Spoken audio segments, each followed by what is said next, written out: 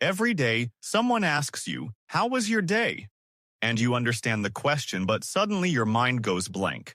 You want to speak in English, but the words don't come. So you smile or answer in just one word. But today, that will change. Because in this lesson, I will show you how to talk about your day in simple, natural English, without grammar stress. So, let's start. Hello everyone, welcome to English with Ayan. Today, we are learning how to talk about your day, step by step, using easy English that you can use at home, with friends, or anywhere. Remember, speaking English is not about big words. It's about simple daily sentences. Now, let's begin with the most common question people ask. How was your day? The best way to answer is to keep it simple. If your day was good, say, "It was a good day." If your day was busy, say, "I had a busy day." And if your day was boring, you can say, "It was a boring day." Short answers are okay. You don't need long sentences.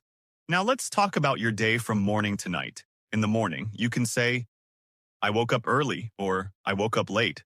Then say, "I brushed my teeth and got ready." After that, "I had breakfast." Simple, clear, natural. Now move to the afternoon. Here you can say, "I went to work," "I went to school," or "I studied at home." If you were busy, say, "I was working all day." If you were learning something, say, "I was studying." You can also add, "I had lunch in the afternoon." Don't worry about grammar. Speak slowly, speak clearly. Then comes the evening. In the evening, you can say, "I came back home. I felt tired. I relaxed for some time." Or, "I talked with my family." These are very natural, everyday sentences. And now, nighttime. At night, you can say, "I had dinner. I watched some videos. I used my phone." Or, "I went to bed early."